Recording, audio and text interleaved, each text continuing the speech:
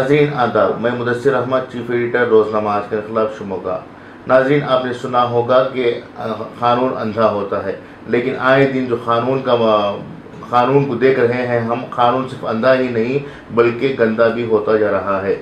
हमारे दीन इस्लाम ने मुसलमानों को सारी इंसानियत को बेहयाई और बेपर्दगी और फहाशी से दूर रहने का हुक्म दिया है। नबी करीम सल्लल्लाहु अलैहि वसल्लम ने अपनी क़यामत के करीब पेश आने वाली पेशनगोइयों के सिलसिले में कहा था कि क़यामत के करीब बेहयाई आम होगी, ज़िना आम होगा, सड़कों पर फहाशी आम हो जाएगी। लोग अपनी ख्वाहिशात की तकमील करने के लिए किसी भी रिश्ते को अबतर नहीं मानेंगे, बल्कि वो अपने से बालातर मानते हुए उन रिश्तों की तकमील को पूरा करेंगे। ये तमाम जो पेशन गोइयाँ नबी करीम सल्लल्लाहु अलैहि वसल्लम ने पेश की थी, आज वो सही साबित हो रही हैं और हम अपनी आँखों से देख रहे हैं, सुन रहे हैं। इसी दौरान हमारा मुल्क जो हिंदुस्तान है, इस मुल्क की तहजीब इस बात की भी इजाज़त नहीं देती कि हमारे यहाँ अय्याशी, फहाशी और उरियानियत आम हो। हिंदुस्तान की तहजीब में ये इन चीज़ों के लिए किसी भी तरह का मौका नहीं है कि बुराइयों को आम किया जाए। हम और आप जिस माशरे में रह रहे हैं और जिस माशरे से हमारा ताल्लुक़ है, वो माशरा अब तक साफ़ और शिफाफ रहा है। यहाँ पर बदअखलाक़ियों के लिए कोई जगह नहीं थी, लेकिन आज हमारी हुकूमतों के माथे चलने वाली अदालतें इन बदकारियों को और फहाश हरकतों को आम करने के लिए इसे क़ानूनी रुतबा दे रही है। आप तमाम को याद होगा कि कुछ साल पहले लिव इन रिलेशनशिप के लिए सुप्रीम कोर्ट ने आज़ादी दे दी थी। लिव इन रिलेशनशिप एक ऐसा बेहुदा अमल है जिसमें एक नौजवान लड़का या लड़की किसी भी शादी जैसे मुक़द्दस रिश्ते के मातहत बांधे बग़ैर ही एक कमरे में, एक घर में रह सकते हैं और वो जिस तरह से अज़दवाजी ज़िंदगी की खुशियाँ हासिल कर सकते हैं, उन खुशियों को भी हासिल कर सकते हैं।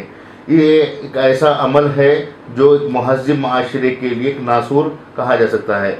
इसके कुछ ही दिन बाद आर्टिकल 377 के तहत भी सुप्रीम कोर्ट ने हुकूक़ इंसानी के नाम पर बेहयाई को आम करने के लिए मंजूरी दे दी है। हम अदालत उज़्मा के अहकामात की तौहीन नहीं कर रहे हैं, बल्कि हमारे महज़्ज़ब माशरे की हम बात कर रहे हैं जो अब तक हमने सहा है। तारीख़ का मुतालिया करें तो किसी भी दौर में इस तरह के कामोकाज के लिए क़ानूनी दर्जा हासिल नहीं हुआ, लेकिन आज अदालत उज़्मा यानी सुप्रीम कोर्ट बाकायदा इन तमाम कामों के लिए मंजूरी दे रही है। आर्टिकल 377 जो हिंदुस्तान के आइन की शक़ है, इस शक़ के मुताबिक एक मर्द दूसरे मर्द के साथ जिस्मानी ताल्लुक़ात, जिनसी ताल्लुक़ात क़ायम कर सकता है और एक औरत एक दूसरी औरत के साथ जिनसी ताल्लुक़ात क़ायम कर सकते हैं। कुछ साल पहले तक इसे नहायत घिनौना अमल कहा जाता था, खिलाफ फितरत कहा जाता था और इन चीज़ों में मुलव्विस होने वालों को दुनिया नहायत ही हक़ीर और गिरी हुई नज़रों से देखा करती थी। लेकिन जब से माशरे में तब्दीलियाँ आनी शुरू हुई, आज़ादी निस्वान या हुकूक़ इंसानी के नाम पर तहरीकें चलना शुरू हुई, ये तमाम चीज़ें बाकायदा क़ानूनी शक्ल इख्तियार करने लगी हैं। आप तमाम को बता दें कि इस क़ानून के पास होने के बाद कई ऐसे जोड़े जो अब तक पस पर्दा अपनी ख्वाहिशात की तकमील कर रहे थे, आज वो खुले आम आकर इन अपनी ख्वाहिशात को तकमील करने के लिए आमदा हो गए हैं और दूसरों को भी इन चीज़ों में शामिल होने के लिए एक तरह से दावत भी दे रहे हैं। हिंदुस्तान की किसी भी अदालत की बात की जाए तो हिंदुस्तान की हर अदालत में यही होता रहा है कि वो इस्लाह माशरा के लिए भी अपनी जानिब से एक तरह से किरदार अदा किया है। बात सुप्रीम कोर्ट की हो या किसी भी रियासत के हाई कोर्ट की, जब भी माशरे में बदकारी या गुनाह सरजद होने लगे तो अदालतों ने खुद अपनी तरफ से इन बदकारियों को रोकने के लिए हुकूमतों को और पुलिस अहलकारों को अहकामात जारी किए कि इस तरह की बुराइयों को सरजद ना होने दिया जाए। आज इसके बिल्कुल बरअक्स हो रहा है। बुराइयों को क़ानूनी दर्जा देते हुए एक तरफ से पुलिस के हाथ जकड़े जा रहे हैं, दूसरी तरफ महज़्ज़ब लोगों को इन बुराइयों को रोकने से रोका जा रहा है तो किस तरह से इस मुल्क की तरक्की होगी और कैसा एक अच्छा माशरा कायम होगा, ये बहुत बड़ा सवाल है। लिव इन रिलेशनशिप और आर्टिकल 377 की मनसूखी के बाद जो नया कदम उठाया गया वो है आर्टिकल 497, जो एक तरह से गुनाह कबीरा है और सबसे बड़ा जुर्म माना जा सकता है। और सुप्रीम कोर्ट ने अपने फैसले में 497 को मनसूख करने का हुक्म दिया है। 497 एक ऐसा एक्ट है जो अब तक सबसे बड़ा गुनाह माना जाता था, इसे अडल्ट्री का एक्ट कहा जाता है। आर्टिकल 497 के मुताबिक अगर कोई मर्द किसी शादीशुदा दूसरी औरत के साथ जिनसी ताल्लुकात कायम करता है तो ऐसे औरत या मर्द को पकड़े जाने पर सज़ा होती थी। ये अब तक की बात है, लेकिन अब नए क़ानून के मुताबिक अगर कोई शादीशुदा औरत किसी भी मर्द के साथ जिनसी ताल्लुकात कायम रखती है तो ऐसी सूरत में अगर वो पकड़ी जाती है तो उस पर किसी भी तरह का मुकदमा आयद नहीं होगा। और अदालत का कहना है कि औरत किसी की ग़ुलाम नहीं होती, उसकी आज़ादी के लिए उसे उसके इख्तियारात दिए जा रहे हैं और इस वजह से 497 जो शख्स है उसे मनसूख किया जाएगा। यानी अगर कोई औरत जिना करती है किसी गैर मर्द के साथ तो वो क़ानून के दायरे में गुनाह नहीं होगा, बल्कि क़ानूनी तौर पर किया जाने वाला अमल होगा। इस तरह अगर हालात रहें तो आने वाले दिनों में जिना के जो मामलात हैं वो और आगे बढ़ने लगेंगे।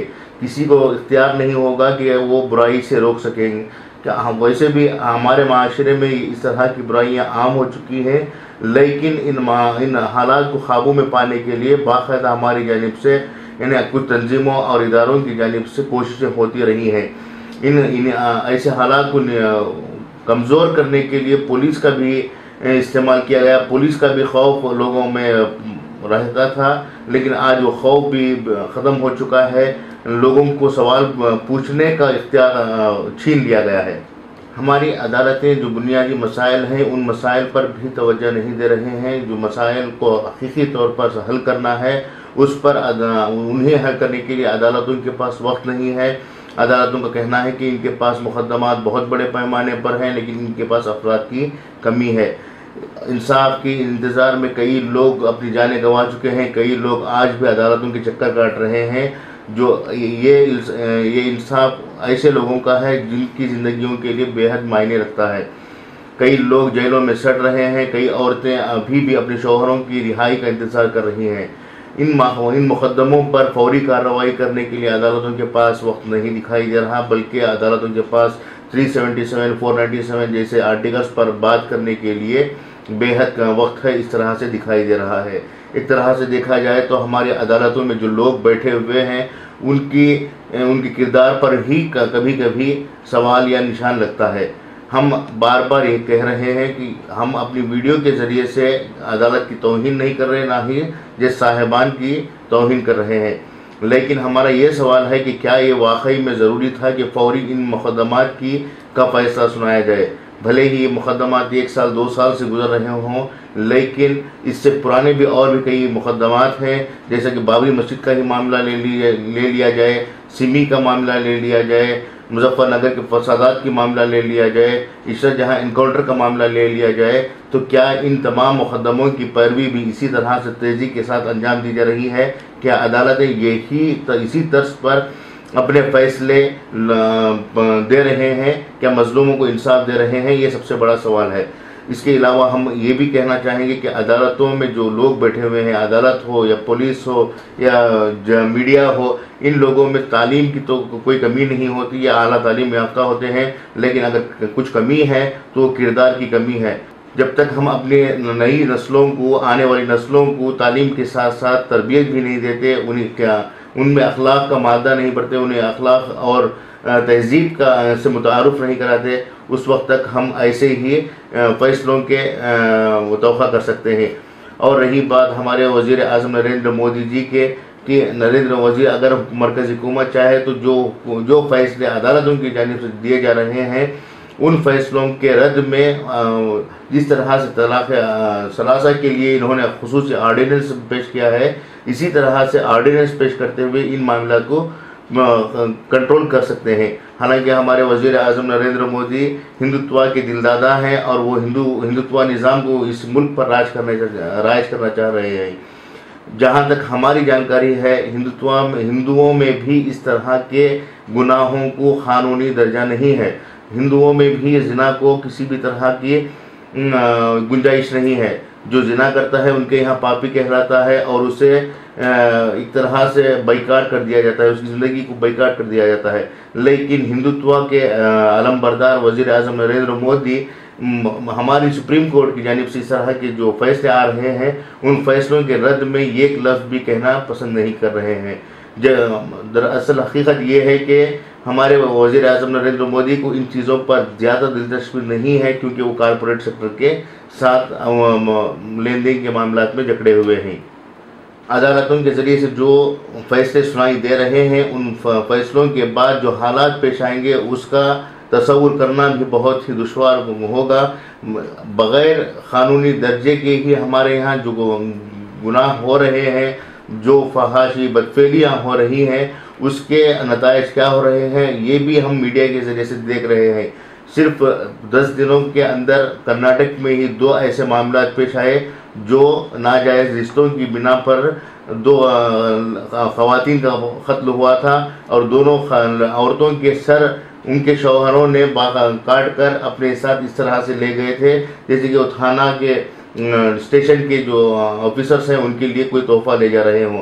यकीन जानिए कि इस तरह के फैसले आने वाले दिनों के लिए नहायत ख़तरनाक ही नहीं मोहलिक भी साबित होंगे। इन फैसलों के ज़रिए से होने वाले अंजाम का असर न सिर्फ आम लोगों पर होगा बल्कि हमारी और आपकी नस्लों पर भी होगा। इसके लिए हमें बाकायदा तहरीक और आवाज़ उठाने की ज़रूरत है। आज इस्लाह माशरा के नाम पर हमारे दरमियान कई जलसे और अजलास का इनक़ाद होता है। हम चाहते हैं कि इन अजलास में आम लोगों को ही मदऊ करने के अलावा ऐसे वकला, जजों और पुलिस अहलकारों को भी मदऊ किया जाए जो वाकई में माशरे की तब्दीली के ज़िम्मेदार होते हैं। अगर हम लोग इन लोगों को छोड़कर इस तरह के प्रोग्रामों का इनक़ाद करते हैं तो इसका कोई असर माशरे पर नहीं पड़ेगा।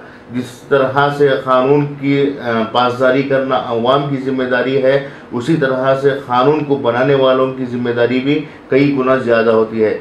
जब तक हम क़ानून को बनाने वालों या क़ानून को अमल में लाने वालों को इस्लाह माशरे की बुराइयों के सिलसिले में बेदार नहीं करते, उस वक्त तक हमारा माशरा बदल नहीं पाएगा, हमारे माशरे की इस्लाह नहीं हो पाएगी।